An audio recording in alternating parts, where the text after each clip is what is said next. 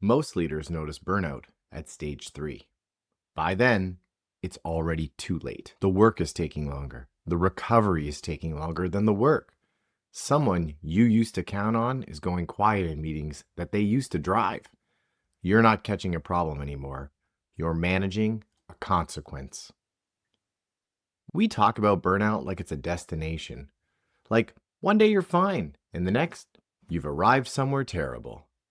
That's not how it works.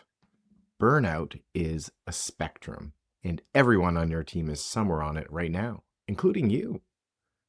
The question isn't whether your people are burning out. The question is how far along they are.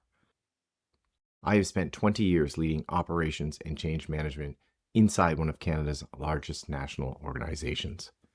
From frontline workforces, unionized environments, hundreds of change rollouts.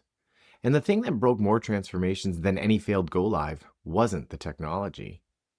It was the people the change was loaded onto, who were already at stage 2 before the project even started. In the next 9 minutes, I'm going to walk you through the 5 stages of the hidden load and the 3 things that shift the equation before stage 3. Stage 1 is the easiest stage to miss because it doesn't look like burnout. It looks like someone having an off week.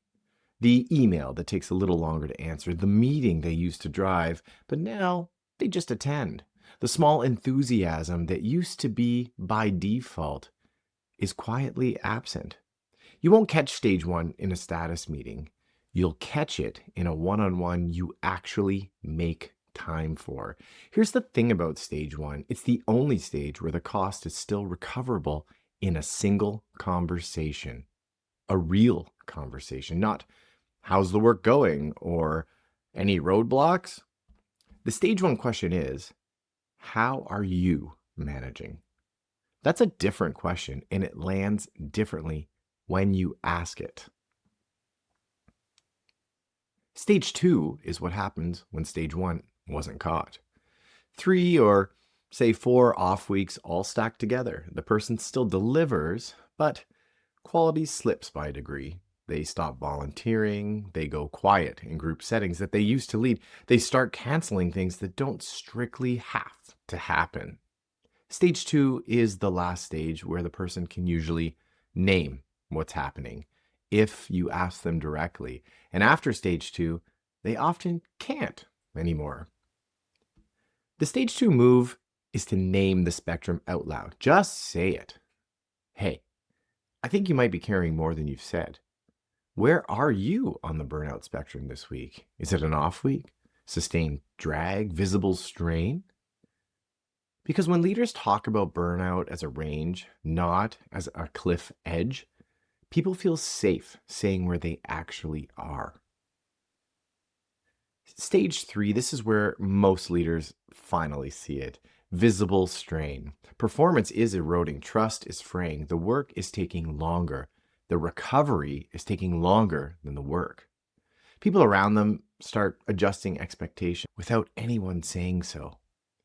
The quiet resignation that precedes the real one has already started. Here's what makes stage 3 the most expensive stage, though. It's not because the cost is highest at stage 3. It's because by the time you've seen it, you've already paid for stages 1 and 2 as well.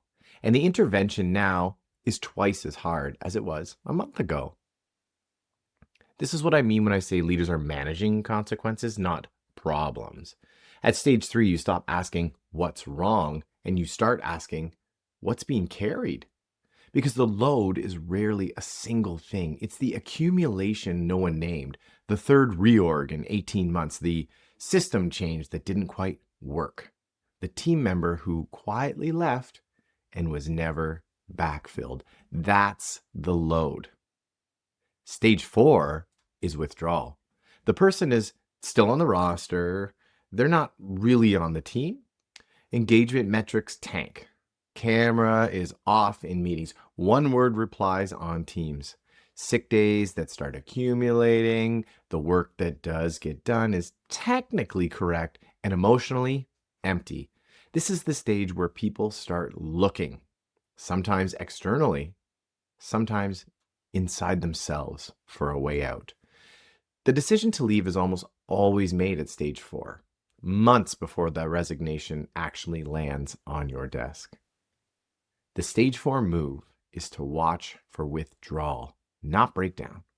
The person going quiet is the signal. Burnout doesn't announce itself. It waits to be noticed. And if you only ever notice at stage 3, you're going to keep losing people at stage 4. Quietly, and usually they're your best ones. Stage 5 is the only stage that really shows up on a report. The resignation, the medical leave, the collapse you didn't see coming because you only ever saw stage 3. Sometimes the person stays, but the version of them you hired doesn't. Stage 5 is the box leaders check at the end of the quarter. Lost 2 people, backfilling, engagement scores are down, investigating root causes. The root cause is not at stage 5. The root cause was 3 stages ago. By the time you're managing stage 5, the work you should have done was already overdue. At stage 2. So, 3 things actually shift the equation before stage 3. 1. Ask about capacity, not just progress. How are you managing? It's a different question than where are you on the work? Status updates tell you about the tasks. Capacity questions tell you about the person doing the tasks. Most leaders never ask the second one. Start there. Second, name the spectrum out loud. Most leaders treat burnout like a private failure, something the person should figure out and then announce. When you name the stages openly in a one-on-one, you give the person language they didn't have before. And language is what lets them tell you the truth. And third, watch for withdrawal, not breakdown. Most leaders are scanning for crisis. The signal isn't crisis. The signal is the quiet. The camera that's now off, the Teams message that used to come back fast, the volunteer who just stopped volunteering. If you're scanning for crisis, you'll miss everything that matters. If you're scanning for quiet, you'll catch the people you can still help. Here's the part most change management resources won't tell you. In a change environment, this compounds.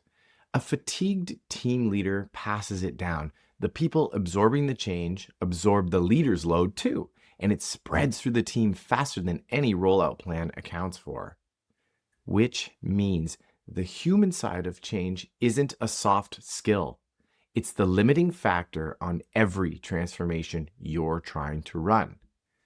If you can name where every person on your team is on this spectrum this week without having to guess, you're already doing the work. If you can't, now you have your starting point. If this gave you language you didn't have, the Burnout Spectrum Guide is linked in the description. Free. 1-page download. The 5 stages and the one-on-one template I use with leaders I coach. Subscribe if you want more of this. The next video is on why employees resist change at work and what most leaders get wrong about it. You can be the most changerous person in the room.